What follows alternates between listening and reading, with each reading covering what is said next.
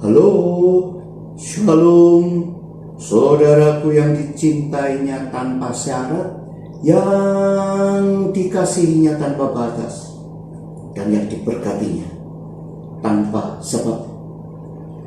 Banyak pernyataan-pernyataan keliru akibat lamanya kita sebagai orang Kristen mengikuti faham kebenaran yang sudah dipelintir, yang kelihatannya menghormati Tuhan, tapi pada kenyataannya itu menunjukkan pandangan yang keliru tentang Bapa surgawi kita. Saudara, sejak Adam berdosa di Taman Eden, manusia memiliki pemahaman yang menyimpang tentang siapa Bapa itu. Antara lain mereka katakan Bapa sebagai penghukum, sebagai pendendam, sebagai seorang hakim yang keras yang mengirim orang ke neraka. Mungkinkah itu dilakukan oleh Bapa yang penuh kasih, yang menyelamatkan anak-anaknya dari neraka, yang merupakan pilihan mereka sendiri? Jadi muncullah ungkapan, datanglah kepada Allah atau kamu akan terbakar di neraka.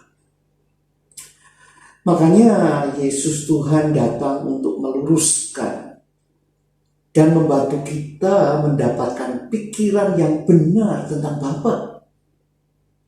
Dia tidak datang untuk mengubah apa yang Bapa pikir tentang kita, tetapi untuk mengubah apa yang kita pikir tentang Bapa.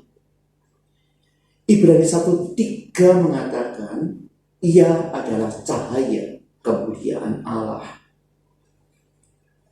Kata cahaya di sini dari kata apaugasma dalam bahasa Yunani yang secara harfiah berarti outraging.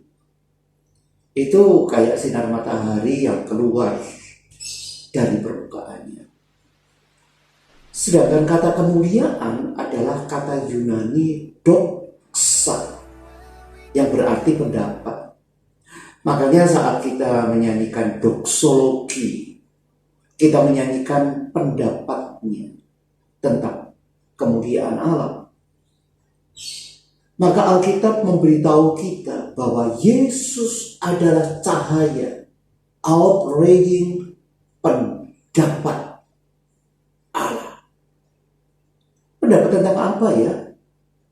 Atau tentang siapa? Dengar saudara, itu tentang kita. Dan apa yang kita pikirkan tentang Bapa. Dan Yesus datang untuk menjadi ekspresi pendapat kita yang tepat tentang Allah.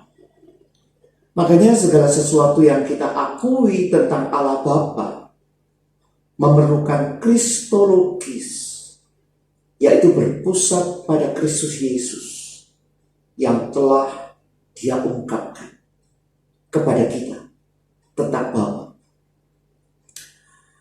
Itu sebabnya jangan biarkan apa saja selain Yesus Tuhan yang menjadi sumbermu dan sumberku untuk memahami siapakah Bapa itu. Setelah pada zaman dahulu Allah berulang kali dan dalam berbagai cara berbicara kepada nenek moyang kita dengan perantaraan nabi-nabi. Maka pada zaman sekarang, zaman akhir ini, Ia telah berbicara kepada kita dengan perantaraan anaknya yang telah Ia tetapkan sebagai yang berhak menerima segala yang ada. Oleh Dia, Allah telah menjadikan alam semesta. Kata Ibrani 1 ayat 1 dan 2. Yesus datang untuk menunjukkan kepada kita siapa Bapa yang adalah sempurna dan jelas bahwa Bapa kasih. Titik, tidak lebih dan tidak kurang. Setiap doktrin atau sudut pandang lain harus didasarkan pada kenyataan bahwa Bapa adalah kasih. Itu mencakup kasih dalam keadilannya, atau kasih dalam rahmatnya, kasih dalam murkanya, atau kasih dalam kesabarannya, kasih dalam kedaulatannya yang kuat, atau kasih dalam hal lain-lainnya yang masih banyak lagi. Karenanya semua harus dipahami dalam terang fakta bahwa Dia adalah kasih. Karena kalau tidak, kita akan menyimpang dari teologi Alkitab ke dalam kepulan asap hikmat manusia yang tercemar oleh ragi agamawi yang membuat hidup tidak nyaman. Makanya Galatia 1 ayat 8 katakan, tetapi sekalipun kami atau seorang malaikat dari surga yang memberitakan kepada kamu suatu Injil yang berbeda dengan Injil yang telah kami beritakan kepadamu, terkutuklah dia. Dengar, terkutuklah dia. Haleluya.